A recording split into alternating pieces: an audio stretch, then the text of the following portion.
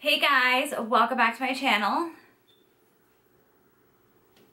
I'm just kidding. Why isn't this light turning on? Oh, it like turns on or it doesn't.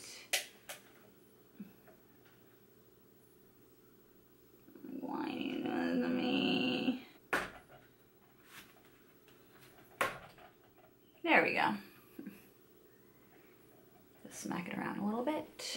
Hey guys, welcome back to my channel. So today's video is going to be my favorites and a few not so favorites from the past 2 months, April and May, I believe it was. I don't know, I can't even think right now. I haven't filmed in like 2 weeks, so I'm a little bit rusty. So yeah, if you guys want to see some of my favorite products from the past 2 months in April and in May, then just keep watching. So the first product I want to mention is a self-tanning product that I actually came to love almost instantly. I am a huge self-tanner. I love self-tanning. I've been doing it for years. I've literally tried out almost every single self-tanner that there is out there. And recently I tried the Bondi Sands self-tanning foam, and this is in the ultra dark one. I've actually tried the just regular dark one, and I really do like that one, but I love this one. It gives such an amazing color. I find that a lot of self-tanners will fade like very scaly on me, especially on my arm right here. I feel like it just looks literally like scales, and a lot of them fade like that on me because I'm so pale naturally. But this one, I find that it fades very beautifully, and I literally only have to apply it like once a week, and I have a beautiful golden tan all week long. And I love this one so much. I think this shade actually just recently came out, and I really like it. I got it on Amazon for like 40 bucks, I think it was. And yeah, I just really like it. And I'm really sorry if I sound like I have a lisp.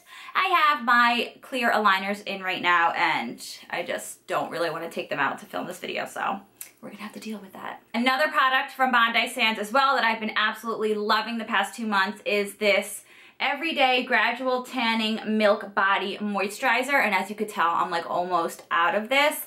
I love this moisturizer so much. I use this as my everyday moisturizer. It honestly smells like chocolate to me, and not in like a bad way. My boyfriend says that it smells like cocoa butter, and he can't stand the smell of cocoa butter, but I honestly like it, and yeah, so too bad for him. But yeah, I love this stuff so much. It really moisturizes my skin, and it keeps my tan lasting a lot longer as well. I believe that this has like some sort of like gradual tanner in it, so that's what probably keeps the tan lasting, but it doesn't make me orange. I know a lot of people are like scared of gradual self-tanning lotions. They're afraid that they're gonna make them orange, but this doesn't. And yeah, it keeps my skin very moisturized and keeps my tan lasting really long. So I love this stuff so much. So the next product is this powder by Osmosis, and I'm not sure if this is a powder foundation, but I use this as a setting powder to set my foundation. I originally discovered this through Brianna Stanko, and the way she described this powder,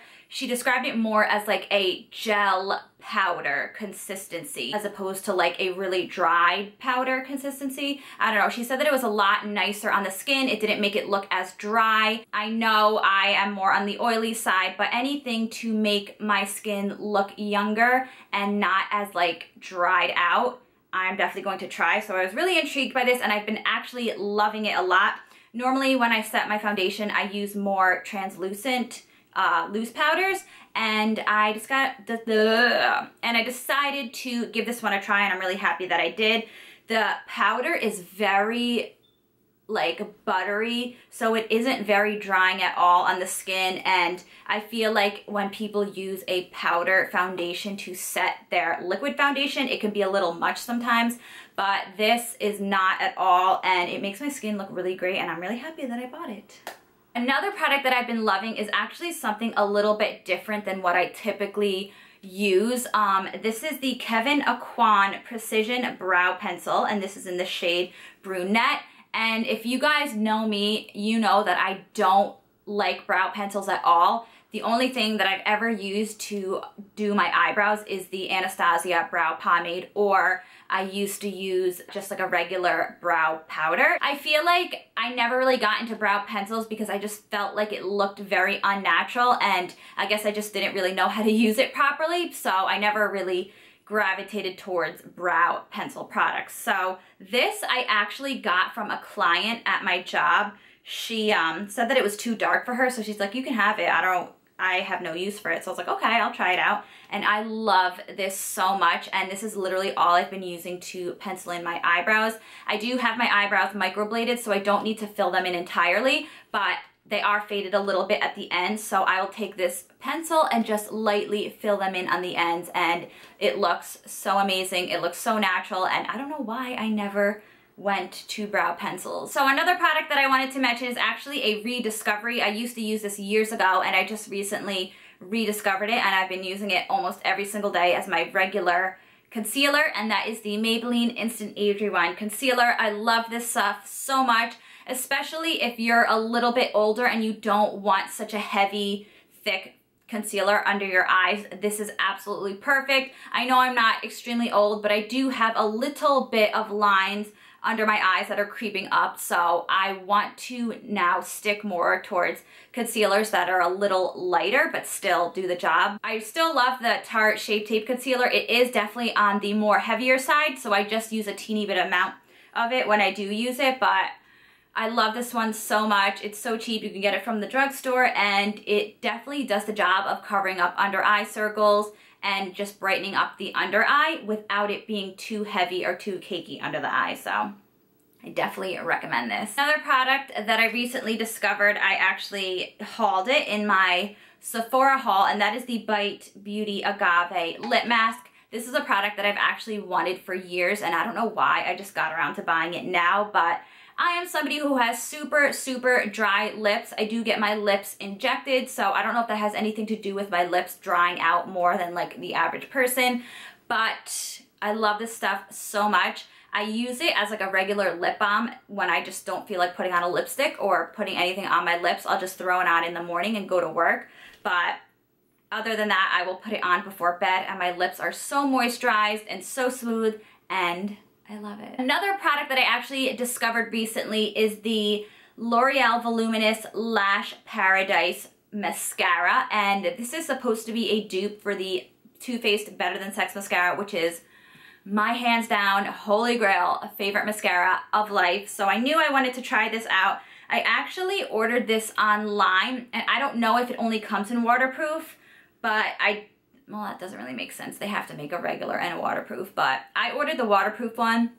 I don't typically like waterproof mascaras at all. I find that they're super hard to get off, and I don't know about you guys, but I can't go to bed unless I have like every single like bit of my makeup taken off. So it's hard for me to get this off. So when I still have this on my eyes in the morning, I just feel more tired, and it's a lot harder for me to get up. And I don't know if that makes sense, but I find that whenever I wear waterproof mascara and I can't get it all off, and I go to bed and wake up in the morning, I'm just so much more tired than usual. And I feel like it only happens when I wear waterproof mascara, but I know a lot of people do like waterproof mascara just because I think it's supposed to curl your lashes a little bit more, but I don't know. I'd rather try the regular formula if they do have it. But so far, I really do like it, to be honest. I've definitely been using this as my everyday mascara over my Too Faced Better Than Sex, and it's a lot cheaper too. So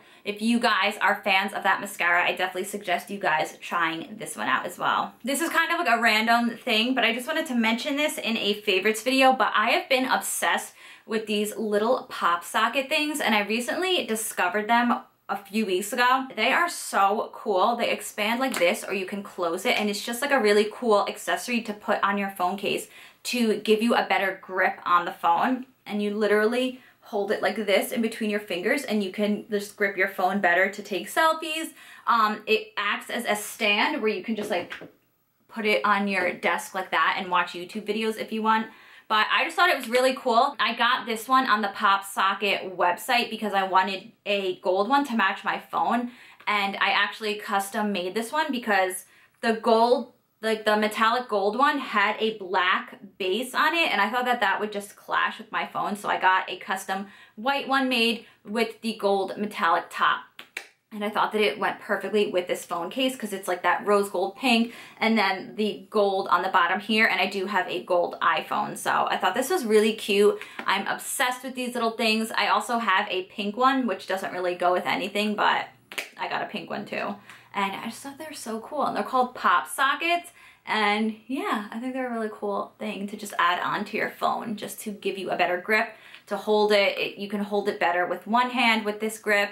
And I don't know, I just think they're really cool. And the last product I want to talk about are the Colourpop pressed shadows. I only have a few of them because I only bought some, but I definitely want to add more to my collection. But I am literally obsessed with these pressed shadows, and I think I got them on sale when Colourpop was having a sale. I think I got them for like $4 each. I think they're originally like $5 each, which is still an amazing deal.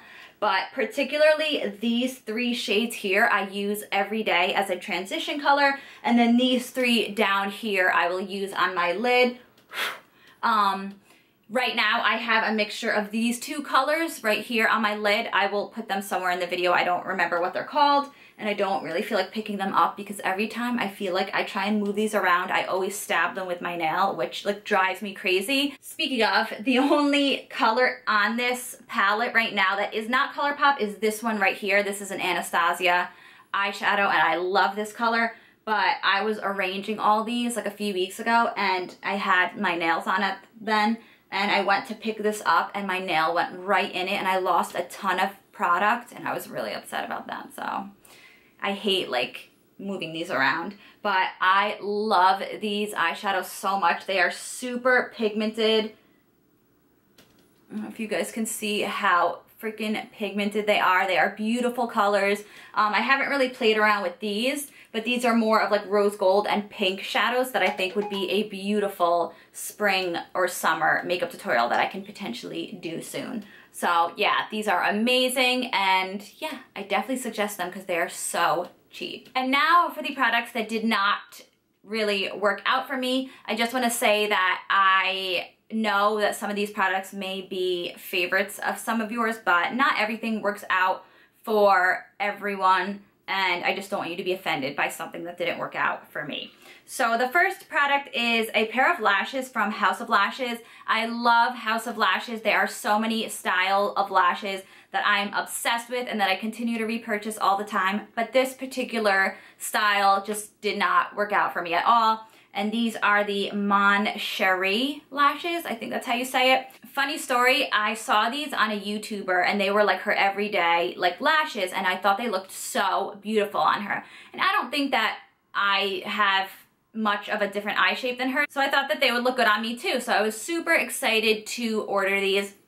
They were sold out on the House of Lashes website forever. I could not get them. I was waiting anxiously. I literally checked the website all the time to see if they restocked. Finally, they did. I ordered them, got them, tried them on, and they looked horrible on me. Like, I couldn't believe that this was the same lash that that girl was wearing in her video. I was like, what? Like, I don't think my eye shape is that much different from the girl, so I don't know how they could look completely different unless those really weren't the lashes she was wearing, which I don't know why someone would lie about that. But I just couldn't believe how different they looked. And they just did not look flattering on me at all. I took them right off, and yeah, this is what they look like. They look like a beautiful lash in the box, but for some weird reason on my eyes, they just didn't look good at all. So this was a very disappointing miss, but what are you gonna do? They have a ton of other lashes that I'm really a huge fan of. So last product that I want to mention is sadly the Carly Bible Deluxe Edition palette. I do own the first palette that she came out with, and I really did like it. For some weird reason, I don't know if I was just not applying these colors correctly. I did do a makeup tutorial on this, which I did not post, and I will not be posting just because it was such a fail. But these colors are so beautiful, and I feel like they swatch so beautifully. But for some weird reason, they just don't transfer the same onto my eye. I don't know if it's because at the time I had nails, and it's kind of hard to apply shadow on your lid with your fingertips when you have long nails. That just never ever works. So I don't know if these are just better applied with your fingertips. I know a lot of like more textured eyeshadows are easier applied that way, but I just wasn't able to do it at the time. I used so many different brushes. I used synthetic brushes. I used regular haired brushes. I even tried to wet the brush with Fix Plus, and for some weird reason it just wasn't transferring right onto my lid. The colors came out very light, almost like not noticeable. I did try out 2 different looks when I wanted to film a tutorial with this palette, and I used more of like this orangey like brown transition shade, and I used this color, and in the pan they look like a very like gorgeous peachy pink shades, but the eyeshadow transferred onto my eye like a bright orange. Like it just wasn't flattering at all, and I don't know like why that is. And then I also tried these 2 shades because I was really intrigued by this like pinky rose gold shade, and it just didn't look right on me, and I just wasn't really happy with how everything came out. I did try the highlighting shades. Those actually were very nice and worked pretty well, but for some weird reason the eyeshadows just didn't really work for me, and I wasn't very pleased with how they looked on me. Again, it could have been the way that I was applying it, so maybe I will try and give it another go, but I just was a little bit disappointed in it. Luckily, it wasn't too expensive of a palette. I did really enjoy her first palette that she came out with, but I just didn't, I don't know, I just wasn't really a huge fan of this one. So yeah, I hope you guys enjoyed this video. Don't forget to subscribe if you aren't already, and please thumbs up this video if you did enjoy it and you do enjoy my favorite videos. So yeah, I will see you guys in my next video.